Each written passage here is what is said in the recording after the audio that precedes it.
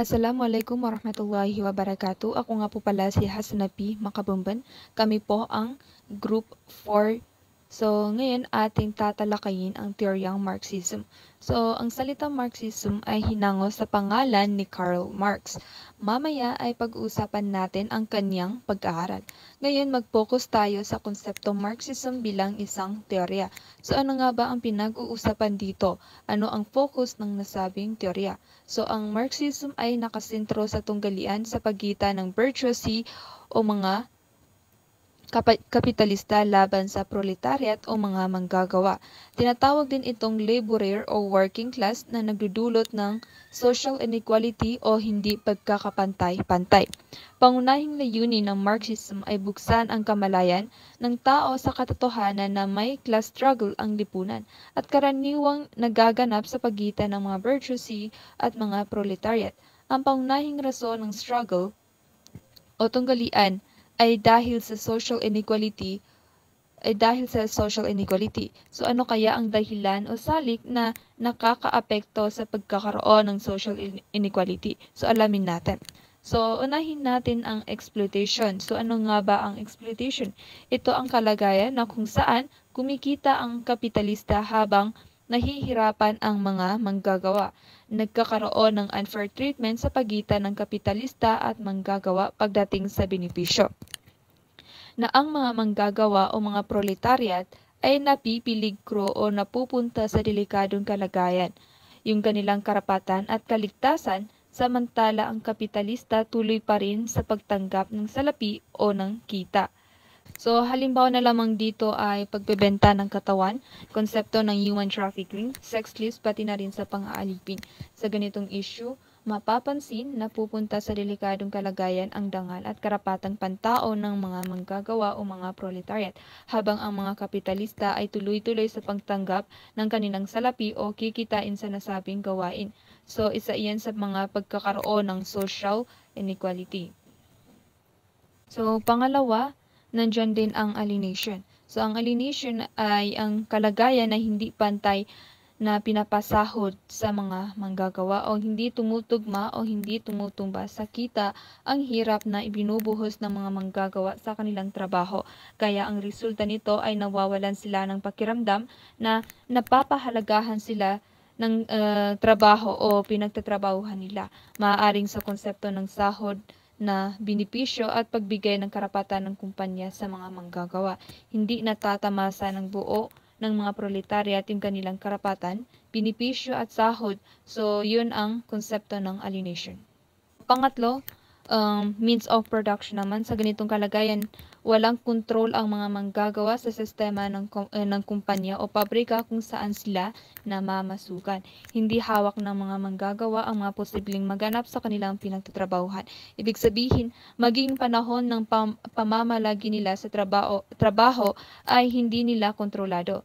So, nasa kapitalista yung decision kung ano ang katagal ang pwedeng ilagi o pwedeng maranasan ng isang manggagawa sa kaning trabaho. So, hindi ito ganap na nabibigyan ng karapatan ang mga manggagawa na magkaroon din ng boses para sa kanilang kalagayan, maging sa kanilang karapatan. Sa makatwid, ito yung tatlong issue na nagiging dahilan kaya nagkaroon ng social inequality, bagay na nilalaban sa teoryang Marxism.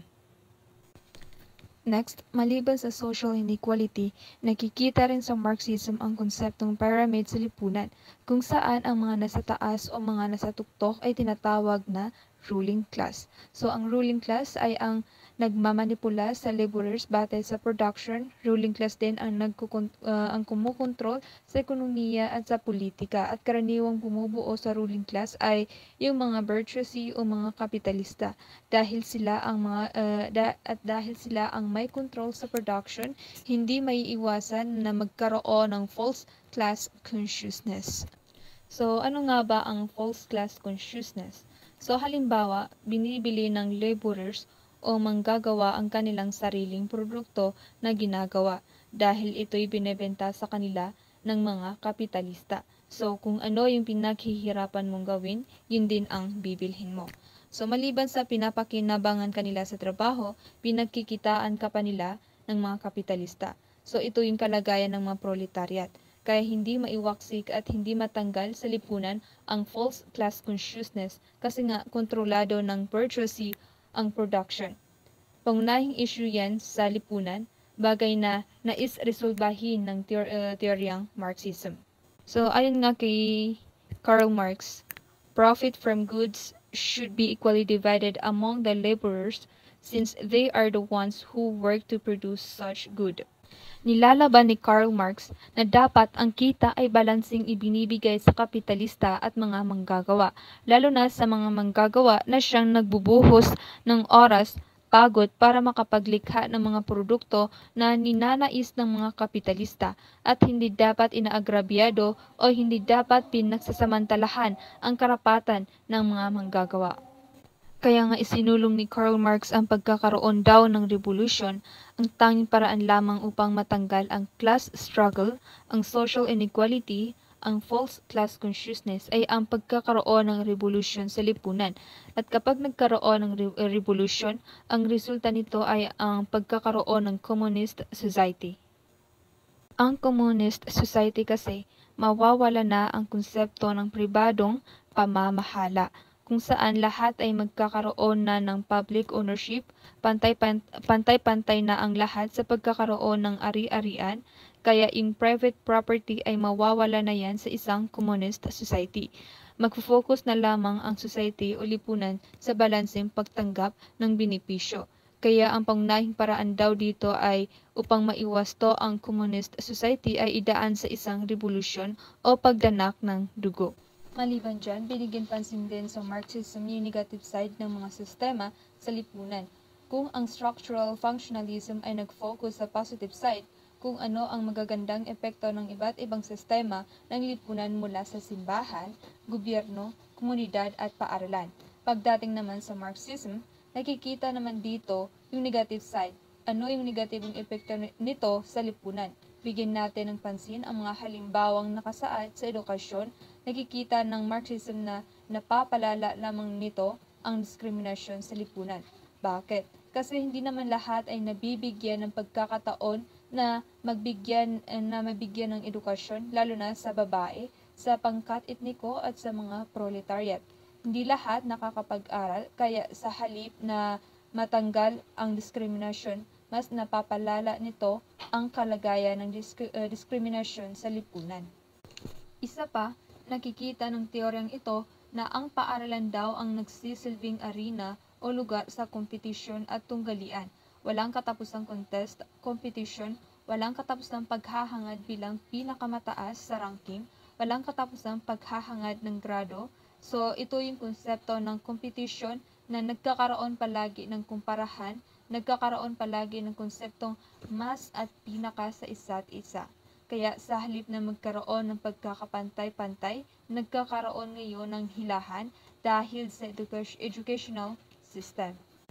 At panghuling nakikita naman sa Marxism na ang paaralan daw ay parang isang kulungan, na ang mga mag-aaral ay nagsisilbing preso o bilanggo dito dahil kontrolado ng mga guro at school administration ang galaw ng mga mag-aaral sa pagpapatupad ng batas, so hindi malaya ang mga mag-aaral kapag nasa paaralan dahil kontrolado ito ng mga panuntunan at batas na ipinapatupad dito.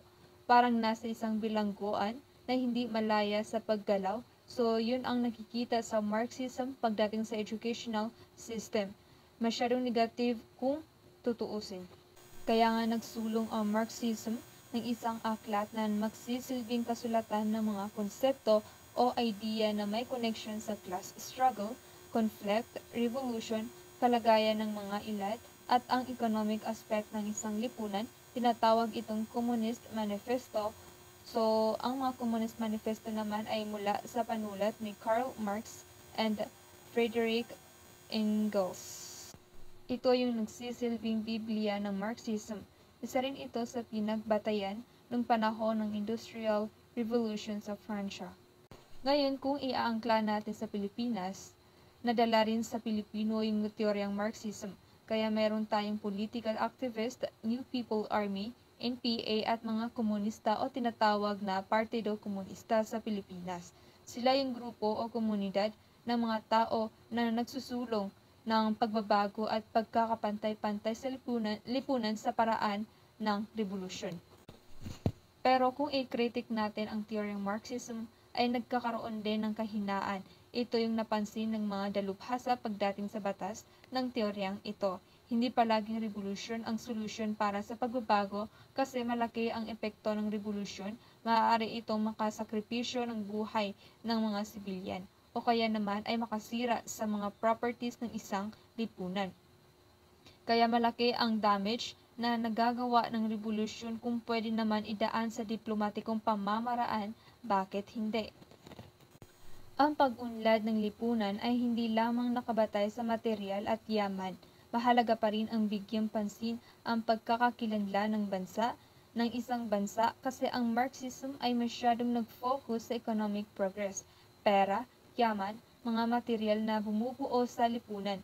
Kung pwede naman maging batayan sana ng pag-unlad ang pagkakakilanlan ng isang bansa.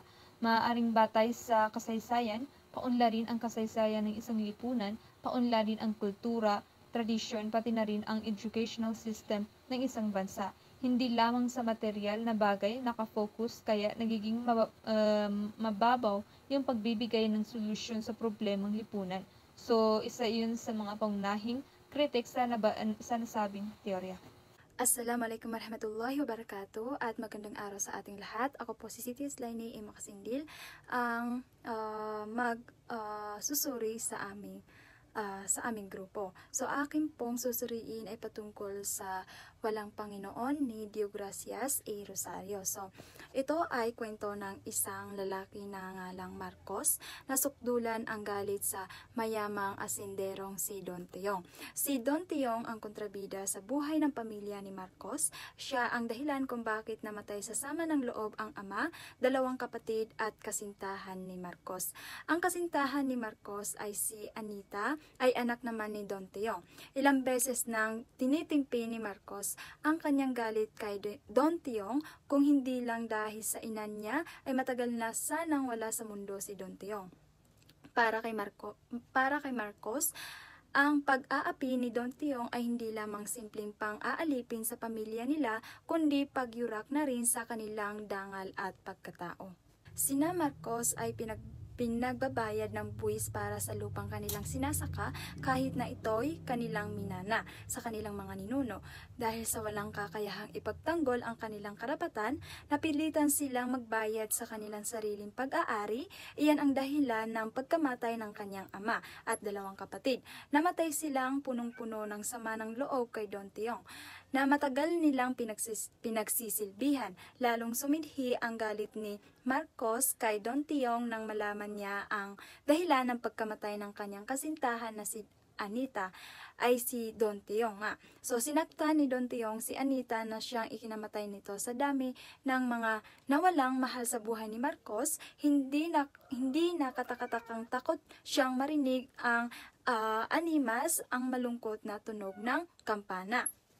Hindi pa naman humuhupa ang galit niya, siya naman pagdating ng isang kautusan ng pamahalaan na sila ay pinapaalis na sa kanilang tahanan. Ngayon pang malago na ang kanyang palayan dahil sa dugo at pawis sa maghapong pagbubukid. Binigyan sila ni Don Tiong ng isang buwang palugit upang lisanin ang lupang kanilang tinitirhan. Alam niya ang mga nangyayaring iyon sa buhay nila ay kagagawa ng mapagsamantalang si Don Tiong. Dahil sa galit na naramdaman ni Marcos kay Don Tiong, nag-isip siya ng paraan kung paano siya makakapaghinganti dito. Nagbihis si Marcos ng tulad ng kay Don Tiong. Pinag-aralang mabuti ni Marcos ang bawat kilos ni Don Tiong. At inabangan niyang mamasyal sa bukid si Don Tiong ng hapong iyon. Pinakawalan niya ang kanyang kalabaw at hinayaang suwagin ang kaawa-awang si Don Tiong. Kinabukasan, huling araw na, pananatili ng mag-ina sa bukid habang nag-iimpake na sila ng kanilang mga gamit, mabilis na kumalat ang balitang patay na si Don Tiong. Mahinahong pinakinggan ni Marcos ang malungkot na tunog ng kampana, hindi tulad niyang ang kaluluwa ng namatay na si Don Tiong ay mas iniisip pa niya ang kanyang matapang na kalabaw. So, doon na nagtatapos ang kwento. So, suriin natin ito, no? So, ang tauhan ay si Marcos. Siya yung protagonist, isang magsasaka na masipag, mapagmahal, ngunit inaapi. Sa dulo, namulat siya sa kanyang kalagayan at pinili ang kapakanan ng kanyang anak. Si Don Teong naman ay isang mayamang Panginoong, may lupa na mapag-abuso, makapangyarihan at mapagmataas. Siya ay laban sa kalayaan ng mga magsasaka at ayaw sa sinumang hindi sumusunod sa kanyang kagustuhan. So, ang Panginoon ay ang antagonist, no? Hindi man pinangalanan, pero siya ang makapangyarihan at may kontrol sa lupa. Tumutukoy sa class oppressor sa Marxism, ang may-ari ng yaman na nang-aapi sa mahihirap. So, ang tagpuan naman ay naganap sa isang baryo o bukirin. Ipinapakita ang feudal na sistema kung saan ang mga magsasaka ay umaasa lang sa may-ari ng lupa para mabuhay. Ang tema naman ng kwento ay pagsasamantala sa mahihirap, hindi pagkakapantay-pantay sa lipunan, at pakikibaka para sa dignidad at karapatan. At ang connection nito sa sa Marxismo, ang tema ng kwento ay nagpapakita ng class struggle, ang tunggalian sa pagitan ng mga may makapangyarihan, like Panginoon, at mga inaapi, yung mga magsasaka nga, na hindi sapat ang sipag o aruga ng mahihirap kung ang sistema ay pabor sa mayayaman. Ipinapakita rin ng tema na kailangang mamulat ang inaapi para manindigan at lumaban. So, yun lamang po. Maraming salamat sa pakikinig.